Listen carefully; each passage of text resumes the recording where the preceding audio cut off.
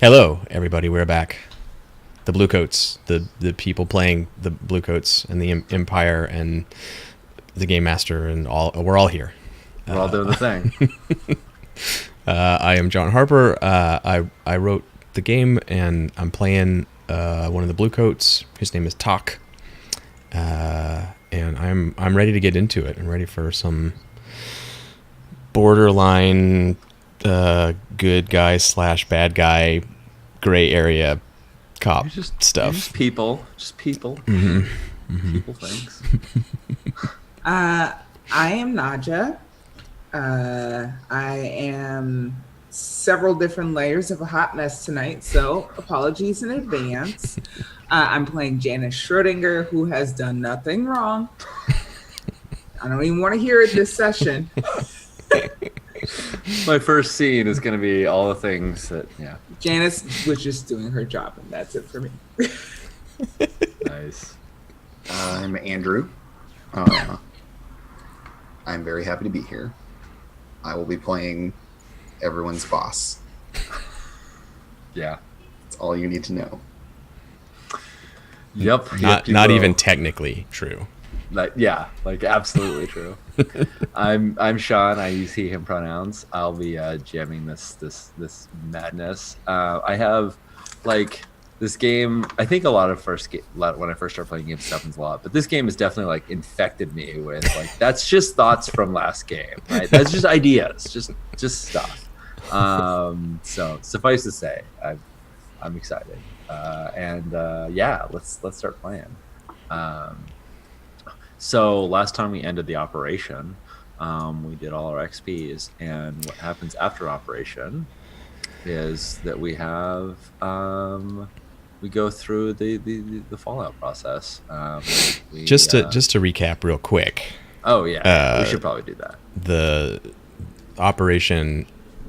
There were several bits, but the key component I think was we captured Teller, who is a unionist.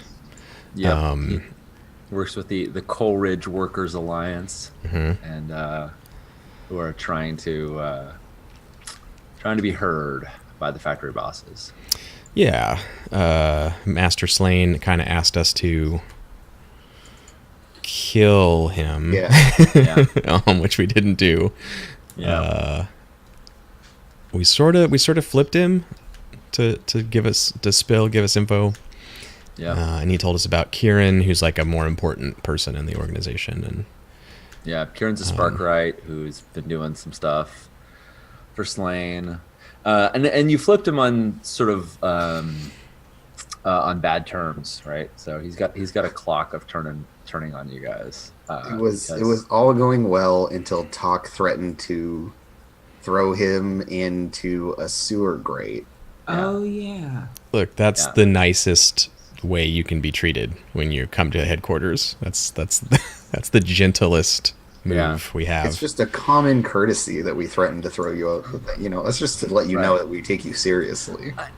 And the fact that your informants are unreliable and might turn on you is also the best case scenario, right? Yeah, like Matt said, there you go, giving a fuck when you turn to give a fuck. Exactly right, Matthew. Exactly right. Yeah, we'll have some opportunities to do that. Yeah. So in the larger picture, thanks for slowing that my roll there, John. The larger picture is that the crew has a mandate. That is their crew type. In fact, it's a mandate. They have a mandate to deal with the door buzzer. That's fun. To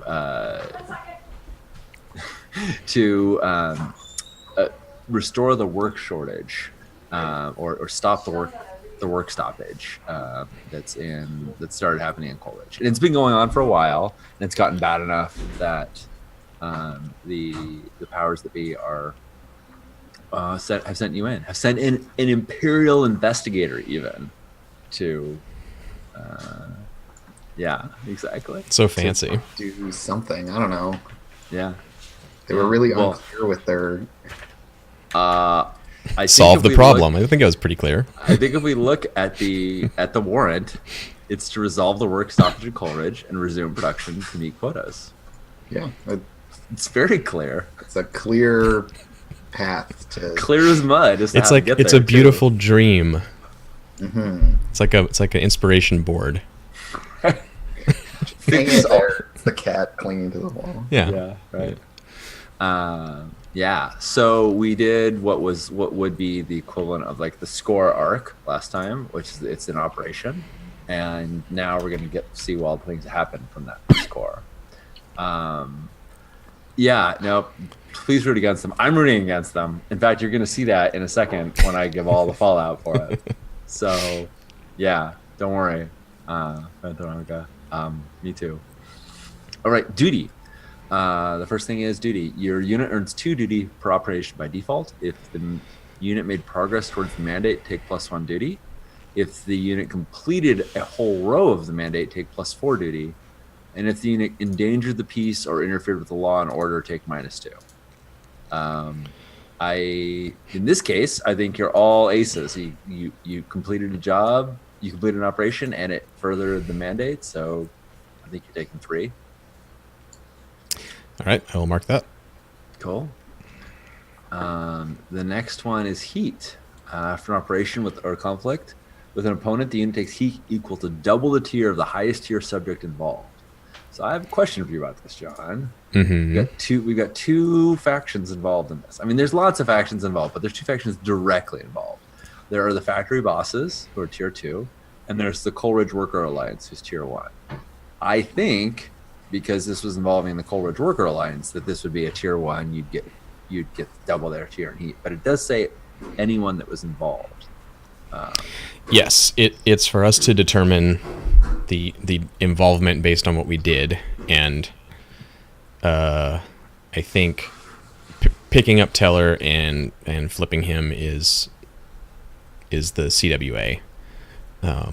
Now we did talk to Slane, and we did kind of not do what he wanted, but I don't think that's actually happened yet. It's probably going to happen in the next phase, the fallout from that. I was going to say, oh yeah, don't worry, I got a whole faction status phase that I get to that will come in. So have no worries there. Yeah, at least for now, I think we picked our target being the unionizers as our. Yeah. So that's 2 heat. And then you get +1 heat if they're high profile or well connected targets. They're well connected is sort of, they're not high profile.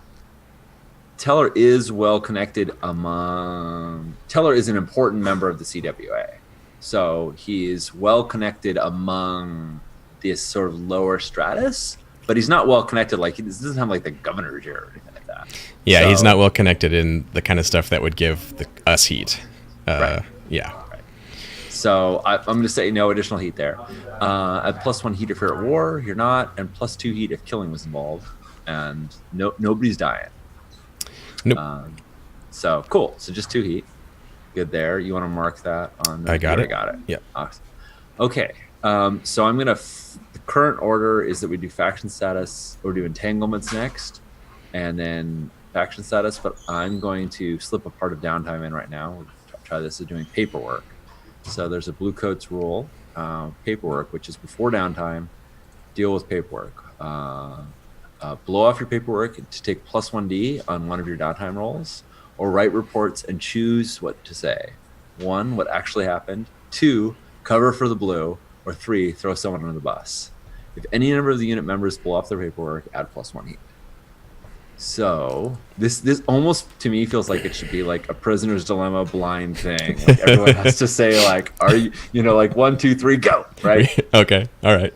I feel like, I mean, I don't know if that's, it's certainly something you could negotiate, but I do feel like it's not as though people would necessarily know if the other ones were going to actually do their paperwork or not. Like they could say it. But I'll trust on you to just decide on your own and then let me know. So I have made my decision. I have made my Same. decision. Okay, cool, excellent. So Nadja, what is Janice gonna do? Janice does her paperwork. Cool. She is not trying to get in trouble about some bullshit. So does she say what actually happened, or does she cover for the blue, or does she throw someone under the bus? What is there to cover? So technically, the job, you got the tip off from Slane. You know that there are. Well, Janice doesn't know this, but Talk knows that there are some like illegal weapons deals that could be happening. They're not part of the job, but they definitely he heard about. And I think just generally the way you present your interrogation with Teller, Gwen, I think that's the most important part, is that you brought him in and you tell them that you threatened him and he complied, or do you tell them that, after a discussion, Mr. Teller saw the wisdom of his ways and has been compliant, right? So I don't think in this case there's too much evidence in what actually happened in covering. I would say covering would not be saying he was threatened directly. Yes. Right. But that's not maybe a huge deal.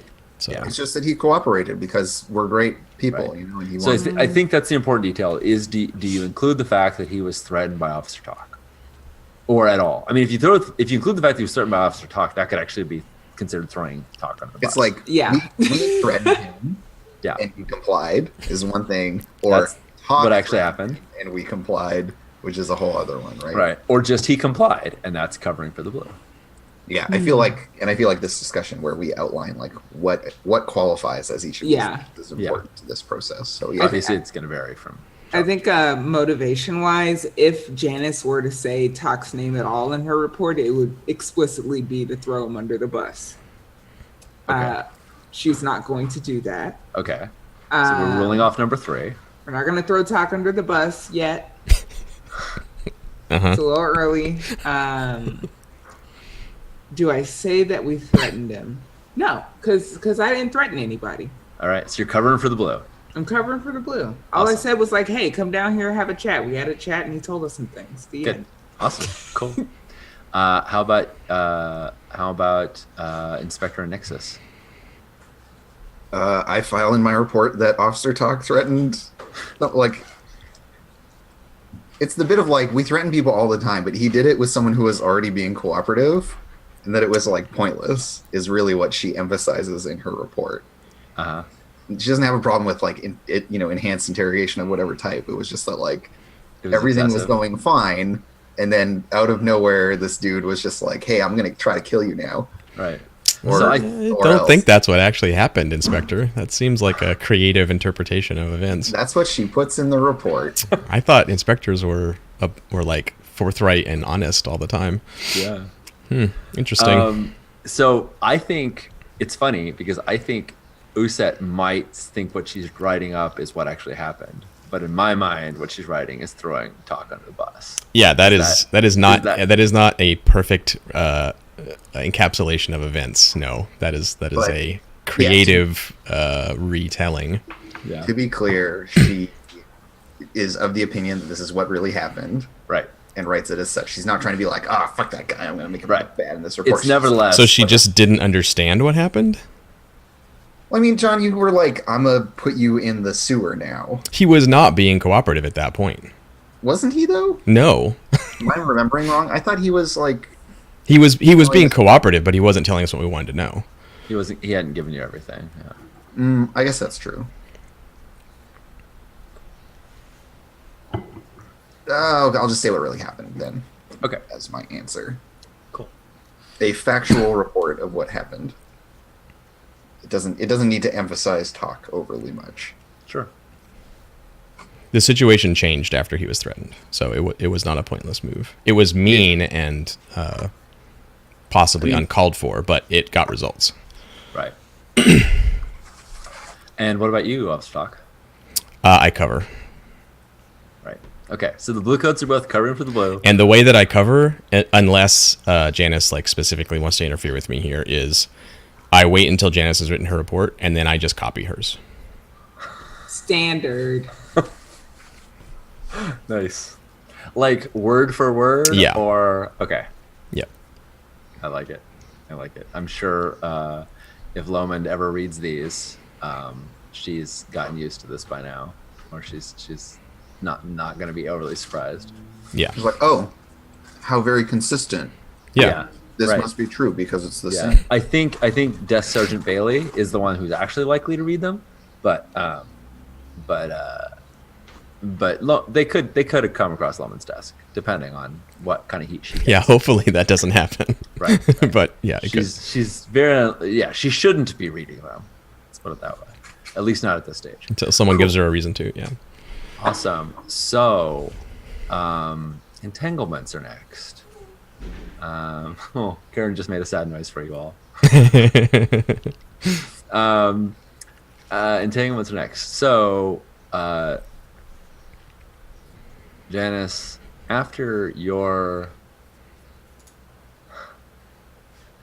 finished, perhaps after Talk has finished copying, and you're going to go turn yours in, turn your paperwork in. I rolled this in advance. Do you guys want to know what I rolled? You care? However you want to do it. It's fine with me. I think for transparency for the stream, I'll go ahead and say what it was. But so right now we roll entanglements, which is I roll a number of dice equal to their pressure level, which is like wanted. And then the chart is based on how much heat they have. They have 2 heat. And the result I got was a clean coat. So we'll see what a clean coat looks like. We'll describe it. So Janice, it's later and you have to turn in something. Your paperwork makes sense. And Sergeant Bailey is conspicuously not at his desk. He is normally very reliable. He's normally one of the nicer people in your precinct to you and to others. He's a generally gracious person. He's known for having like really weird superstitions and getting upset when people don't believe them or they mock them. But other than that, he's a pretty nice guy in general. And he's very fastidious, and he's usually almost always at his desk, and he's notably not there. And you're walking around looking for him because you have to like get it like stamped, or like it's not good enough to just get it in the bin. Like it's got to be received. So you're walking around with your paperwork, and you walk past the interrogation room, the same one that you were in maybe just hours ago, and you see that it's occupied, and you see a couple blue coats are in there. Well, you can see one and hear another. You see Tams. He is a short guy with a curly kind of greasy hair, and he's futzing with his pistol, which he does a lot. It's a Templeton and Slane. He shows it off. He's one of those blue coats that is in on the take and therefore has nice things. And he's futzing with it, which looks at first just like he's playing, and then you realize that no, like he's cocking it, pointing it at somebody and making sure that they can hear the sound click. And he sort of looks up at you as you pass by. And you realize you've kind of walked into the middle of a shake, like something going on. And he like points his gun, he kind of like gestures for you to come in to the interrogation room, that has the door open. And you can hear Kara's in there, and she's chewing somebody out. Kara's another one of the blue coats. I hold up my paperwork, like I gotta do a thing, and I walk away. Awesome. Yeah. So I'm gonna let you know what's on the stakes right now. Okay. So just because there's consequences to it. I'm sure. So you can either help them. What they're doing, from what you can hear, is they're shaking down a drug dealer, saying you're not allowed to be dealing in our parts without paying up. And the person inside has like a bag over their head. And you can either make it very clear to them that you did not see this, that you're not a part of it, or you can help them out and comply with them. That's sort of one set of options. Or you you can refuse to comply with it. You can refuse to be part of this, and either let somebody know or not give them the assurance that you're keeping it quiet, and piss off the blue coats. I think Janice wants nothing to do with this. Yep. And yet has a pocket full of her dad's drug money, and it's kind of a mess. Like she wants, she's still very much trying to walk that narrow line right now at this point. She's like, I think, she definitely gives the impression. How does she give the impression? She like looks at the guy with the gun, kind of looks behind him. Yeah. Shrugs, like, okay, this is happening. Right. But she has a handful of paperwork, and it's time to clock out. Like, she's like, okay, well, have fun. Bye-bye. Right. Tams is like, Schrodinger, close the door. Close the door for us. Oh yeah, sure, no problem. Awesome. I think that's good enough. Like, if you like, close the door. And when you close the door, you can see that you don't know who it is, but they're definitely wearing a Lamp Black's like coat. Oh fuck like, that! Their head is covered, but like, Janice is just like, so you know, right?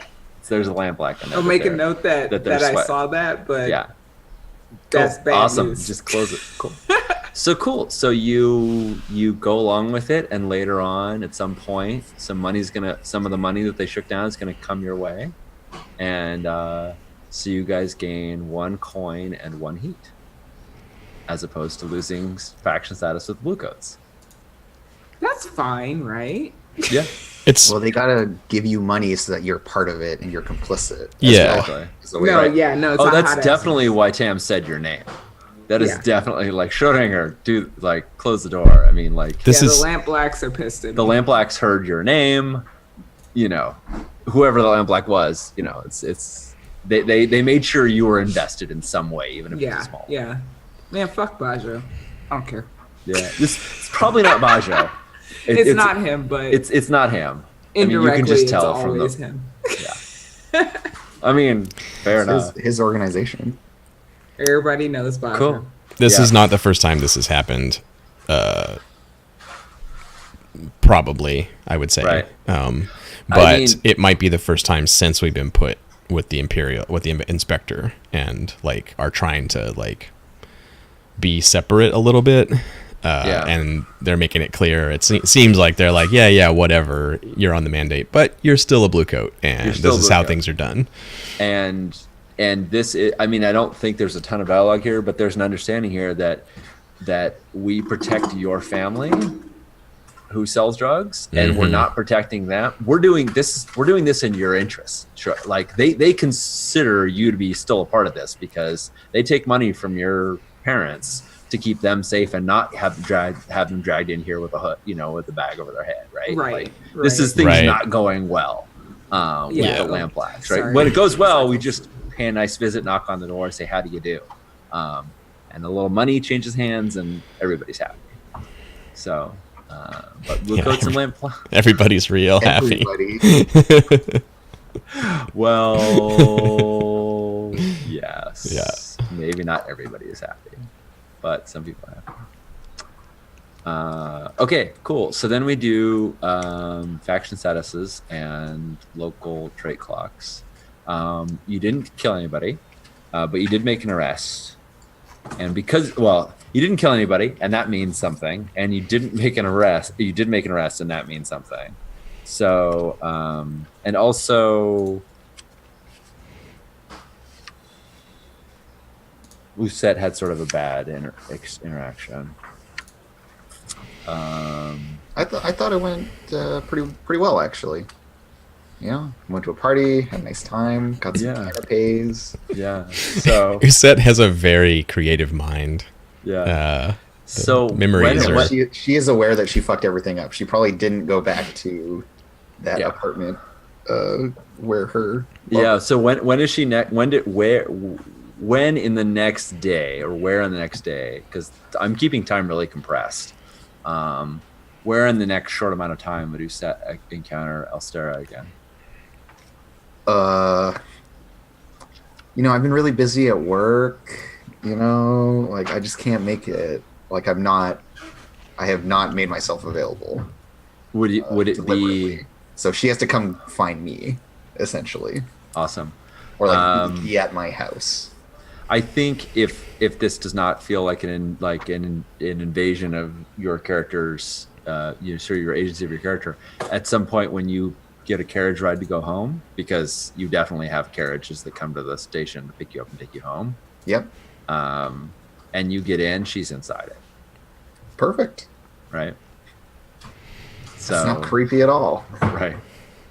I mean, it's also not like master spycraft for her to know where you are and what this is. No, but this is very much a power play here, right? Of just like, I'm just here. You just have to deal with this. Yeah. I'm in your fucking taxi cab. Right. I'm in your cab. Yeah. And she's looking out the window at first, and she looks over to you, and then sort of scoots over so there's a little bit more space for you on the bench, on the little space. Like you could either sit opposite her or you could sit by her side. And she sort of pulls her a bit of her dress to make a little bit of space. And then the carriage starts, and she says, I heard an amusing story. Apparently, the Lord Governor's daughter has sent out an inquiry and has scheduled an appointment to visit a reputable, but certainly below her station, tailor in Night Market, looking for a fashionable suit that one could wear cufflinks with. Yes, well, and like Uset is wearing a suit at the moment, or like some close equivalent thereof, and so she kind of like tugs at the cuffs of her jacket, like a little bit nervously. Yeah. Well, it's very fashionable. Oh, is it? I didn't know the Ruvian suits were in fashion so early in the year. Yes, well, I thought it was for the Lord Governor, of course, but clearly she'll make do. Oh, I'm sure she will. It's the Lord Governor who is wroth you should be concerned with. That and Lord Strangford's. She kind of ever so slightly raised an eyebrow, like maybe she hadn't heard about that. Yeah. I mean, you're not going to hear about everything.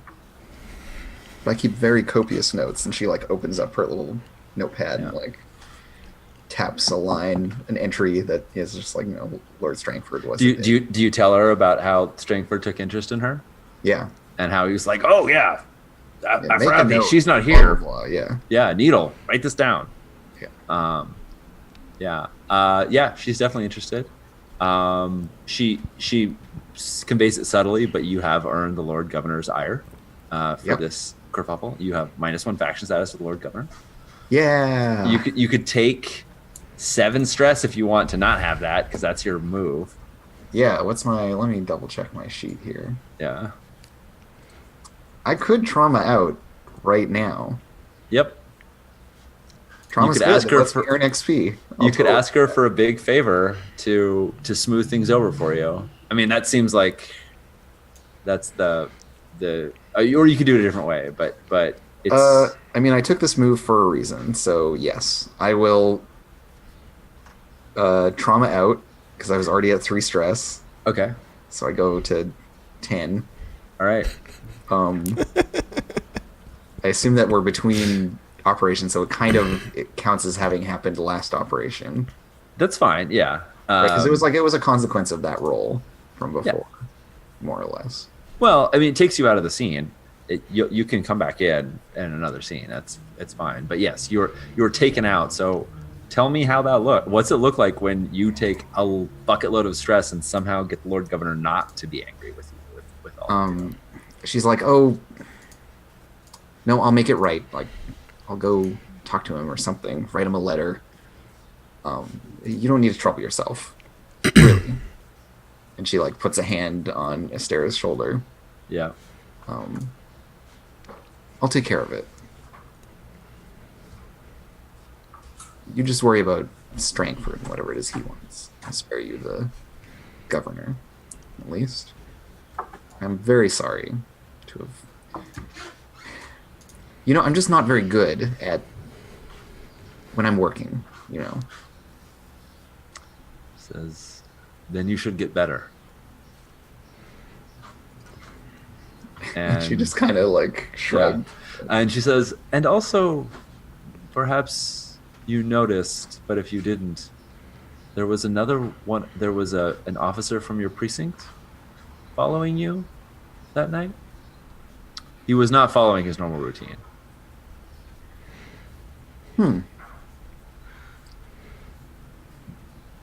I mostly they all kind of look the same to me, really. I'll ask around, though. He was most conspicuous. Awesome. Okay, so I think it could be stressful to interact with her. It could be stressful to write this letter. I could see all sorts of things. It's like the crunch on her relationship with Elstara is a big part of it. Yep. Yeah, she like. Awesome. So I send a more appropriate gift along with it. Nice. With my sincere apologies, and of course they don't need to return the cufflinks. You know what it is? I send like one of my really nice suits. Yeah. It's probably me and the Lord Governor's daughter are like similar size. I think so. And so, yeah, it's like, oh yeah, and here's the rest of the gift. Right. And to be clear, the Lord Governor is very annoyed that their daughter is interested in Aruvian fashion and all these things. Like this is, so you're gonna mollify this, but you won't have the Lady of Faction status because you'll have done all the social niceties. Yeah. It's like, I can't really fault her for it, but I think that you may be not a personal friend of the Lord Governor. Oh, certainly not. Yeah. So perhaps it shall probably stress. However, there is a clock called Wrathy's Favor that I'm going to create, and I'm going to put 1 tick on it out of 4, because she was amused by this like horrible like kerfuffle. I didn't fuck it up too badly. Okay. Yeah. At least I can fail graciously. Yeah, So once that goes up to full, you'll get +1 faction status with the Aruvian consulate.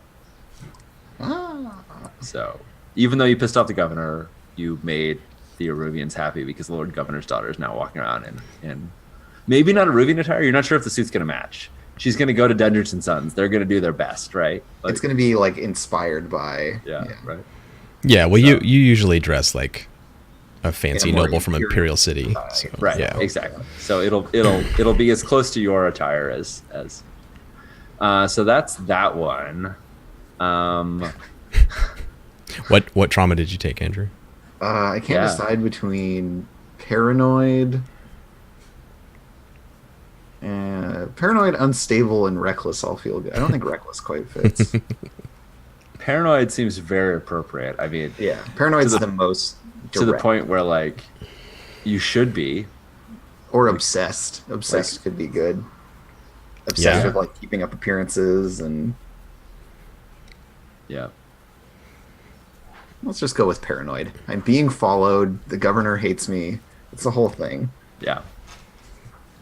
I mean, paranoid is the one where it's like, are you actually paranoid if it's real, right? It's a fair question. It's a fair question, Sean.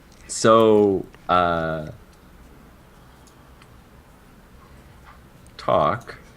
Mm-hmm. Where do we find you in the morning the next day before work? I am sitting in my undershirt and blue coat trousers with suspenders, and my boots are like hanging on a clothesline nearby, and I've got my feet up there's like a little coal fire or something burning. I'm outside it's like a bunkhouse where I bunk up. I don't have a home or anything. Yeah. I'm smoking my pipe and listening to the neighborhood kids run around. It's like what's this neighborhood called? Let me pull up the thing. Yeah, I was gonna say we got lots of neighborhoods. It's just north Phelim, just north of Brixton, to the east of the Bluecoat precinct. Nice. So like over here on Paper Street, there's a kids run around in the morning, like running to market to fetch milk or bread or whatever, or calling out whistles and codes for the Bluecoat morning patrols coming by. So like Talk's just kind of taking it in and watching the local neighborhood, trying to get a feel for things and Nice. putting off going to work. So one of the kids, they're all running around. They're kicking something that's not a ball, and one kid kind of cuts through, and they talk to one another, and he comes up to you, and he looks familiar. You've seen him around.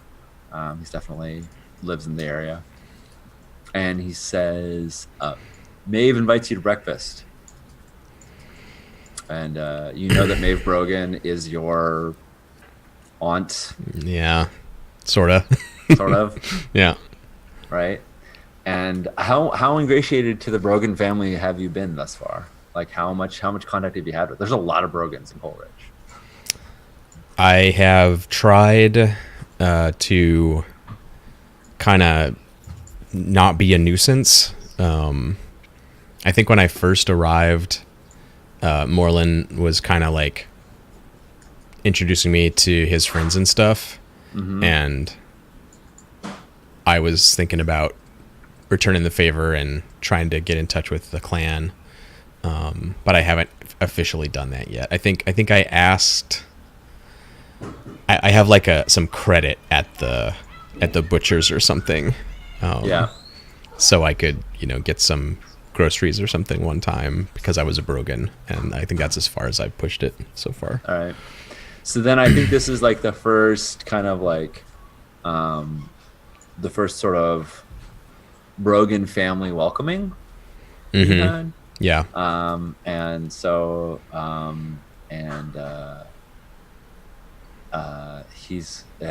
so he looks at you and he says, and he's like, Maeve's invited you for breakfast, and he's like looking at you like, yeah, now. right.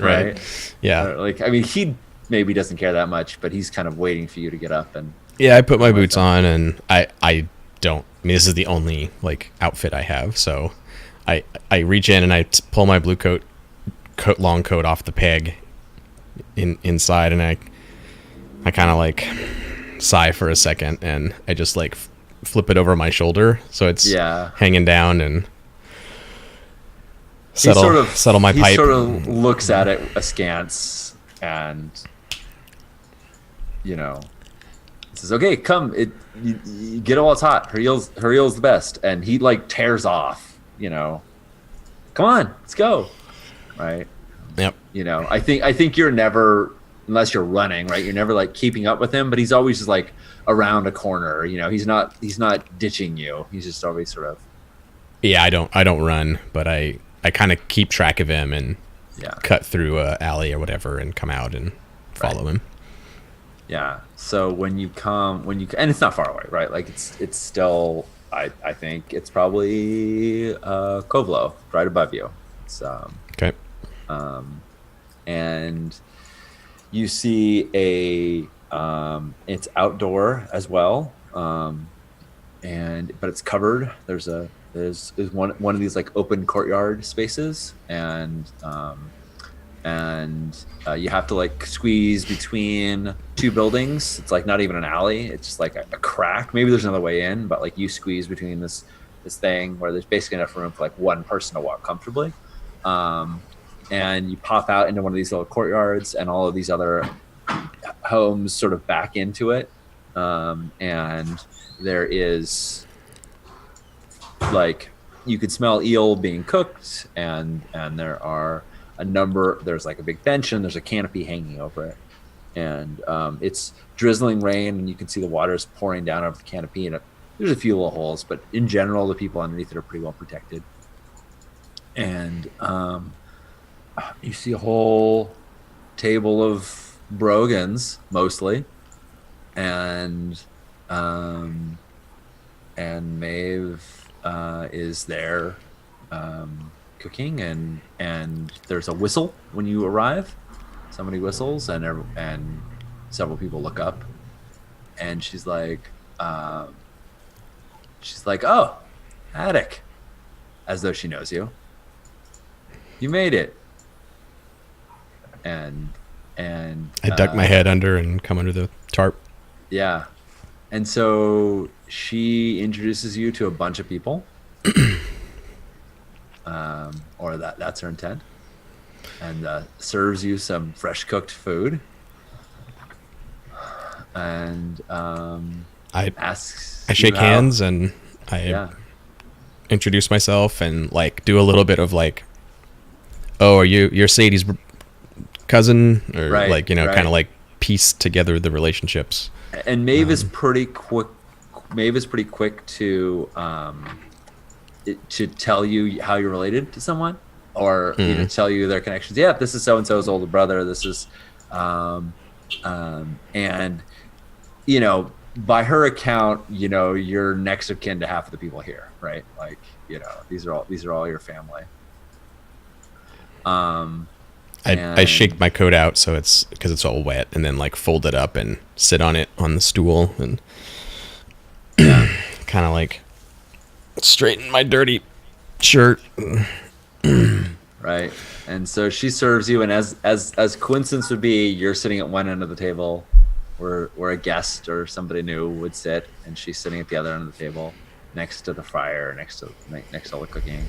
And conversation is like curious and somewhat jovial until you're like got a mouthful of food, and she's like, "So I heard about what happened to Teller."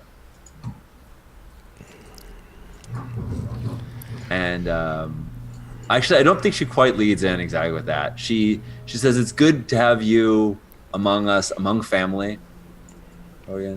Family's got to watch out for one another. At least that's what we think. That's usually how we. That's usually how the Brogans are. Usually the Brogans watch out for them. Yeah, I nod and finish my bite and like, yeah, no other way to see it.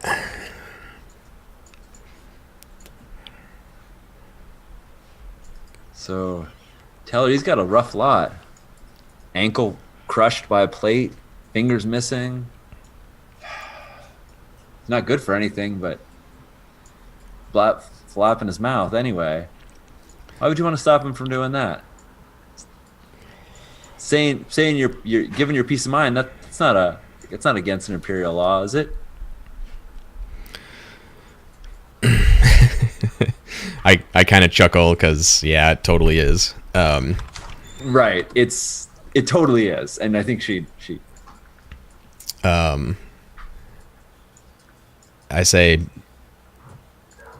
he can do all the talking he wants to do. He just needed to talk to us a little bit. He was helpful.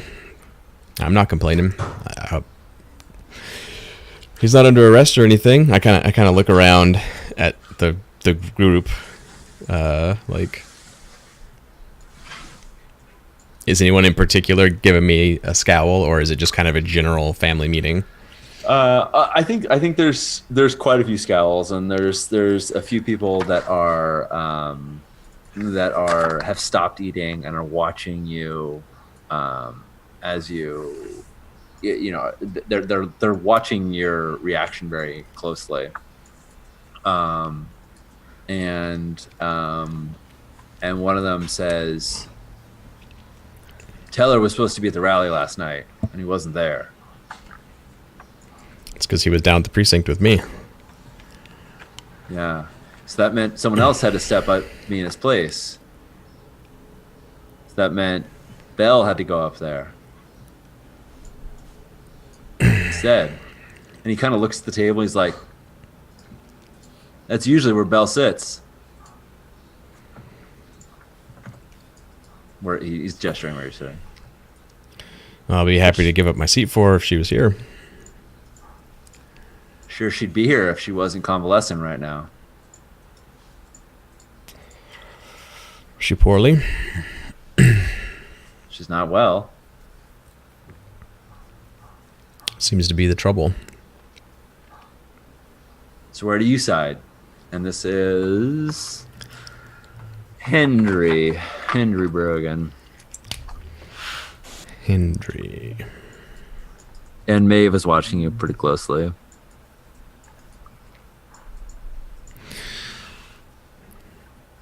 Well, when it comes to convalescing young ladies, I'm against it. If you're talking about the unions,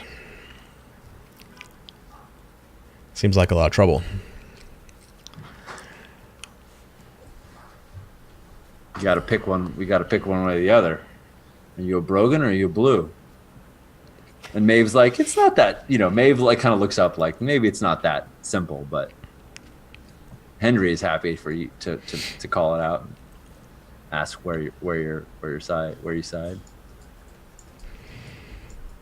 Well, if Maeve gives it a little bit like, I don't know about that, then I say I'm both. Which one you want to take issue with now here, Hendry? And I think that's a good cut right there. So for the arrest of Teller, you guys have -1 status with the Coleridge Workers Alliance. All right. Which is mostly your family. Mm-hmm. Let's see, where are they on our sheet here? Well, it's good. They'll forgive us. Because they're your family. Yeah. You have to add them as a new faction. I will add them. Yep. Okay. And finally, what tier are they, Sean? They're tier 1. Oh, 1. Okay. And finally, sorry, I'm eating up some of you guys' downtime. I'm just giving you all your faction status. That's right. Naja, where is Janice and Kitty the next time we see them together? A day has passed, right? I think it's next day. Yeah, any time on that. Probably. I feel like Kitty is currently on a night shift.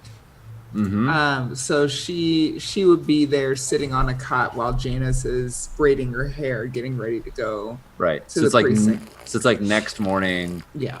Kitty is waking up as you're about to head out, or she's not even waking up. Like she's still gonna sleep more, maybe, but yeah, she might even be coming in from her shift. Oh, that's perfect. Yeah.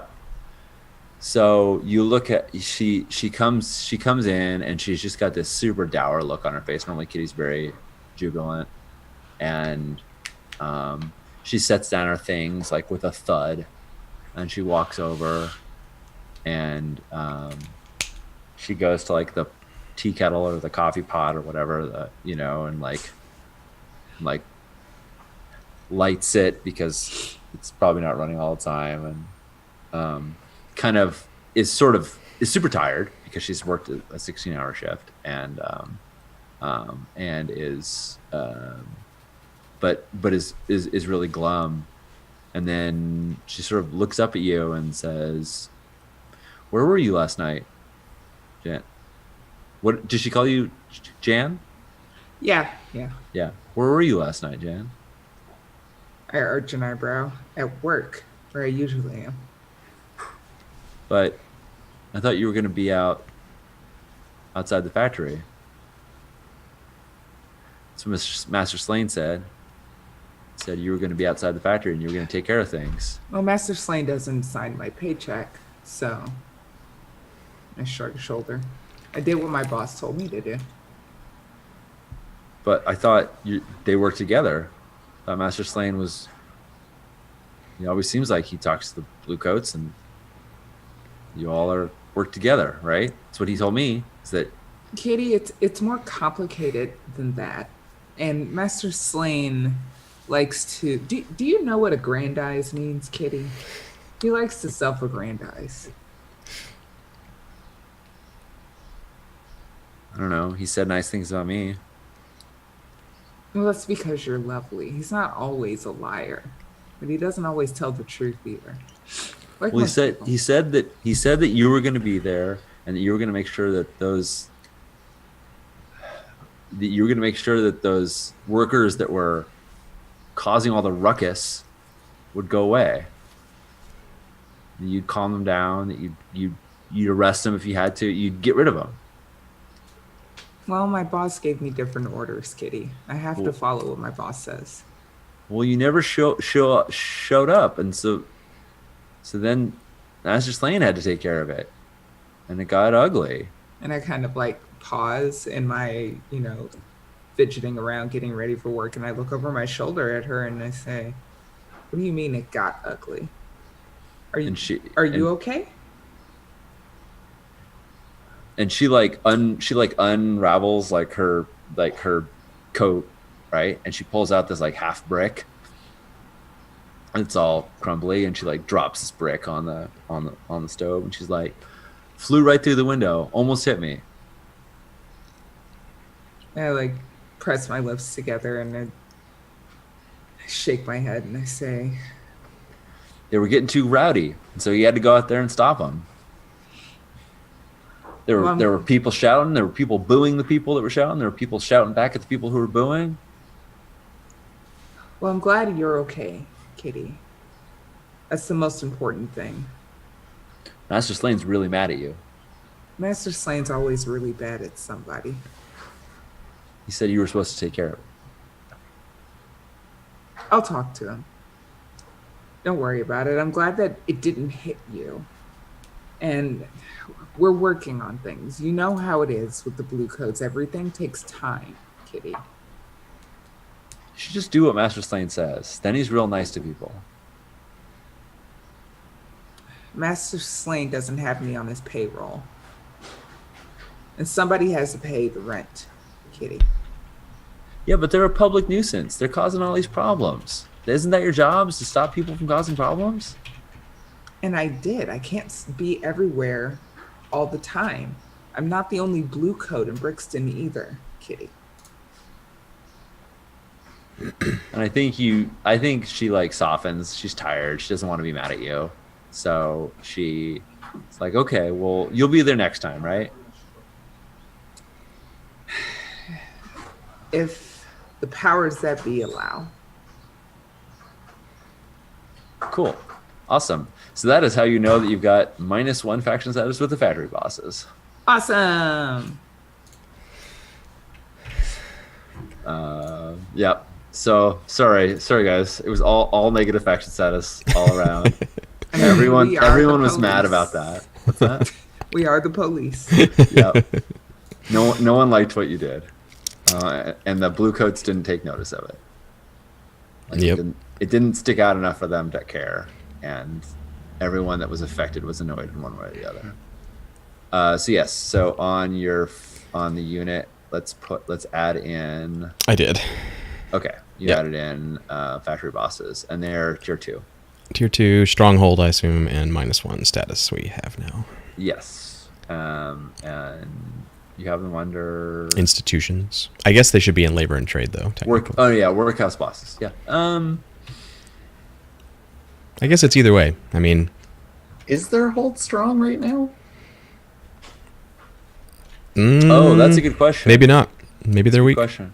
Yeah, I think they're tier 2 weak. I didn't write it down, but yeah, I think they're tier 2 weak. Okay. And Citizens of Coleridge are also CWA is tier 1 weak as well. Tier 1 weak, yeah. Yeah. We're Cool. -1 with everybody except the Lampblacks we have +1 with. Yep. City Council we have +1 with. And Citizens of Coleridge. Right. +1 so far. Right. Oh, We're- sorry. What's We're that? -1 with the Lamp Blacks, aren't we? No, you took plus with them and negative with the Lost. Yeah. but I like totally let that guy get shook down. Yeah, I guess it hasn't hit yet. They don't care. Okay, that they doesn't don't hit care yet. Not yet. Not yet. Maybe that'll come back. That would be a pretty mean move of me to be like, hey, the tier that you're happy with versus the other. Yeah, that it wasn't It could happen. that. Yeah, it could happen. Okay.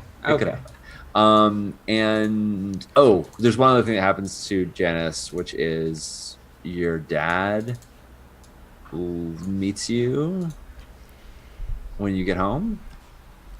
Maybe there's a little flashback before Okay. Kitty arrived. Hey Janice, hey, I heard what happened with Muir. As he's in the middle of talking, Right. I like pull the money out of my pocket and slam it on the table. He said, I'll tell her she can't do that again. She should know better. Not when you're wearing your coat. She should know not to do that. That's Tell not her cool. the next time she does it when I'm wearing my coat, I'll arrest her. Okay, I'll tell her. But and then he pauses for a moment, but then he like takes the scales and he's like,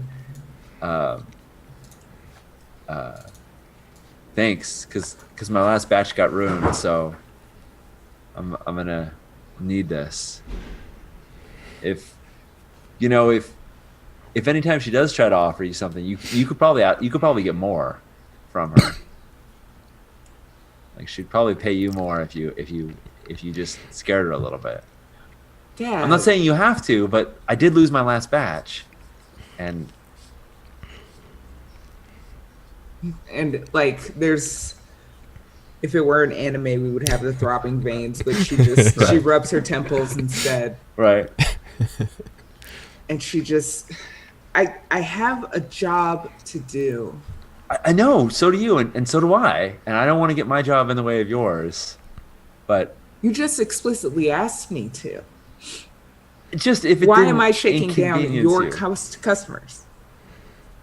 That's a real strong word.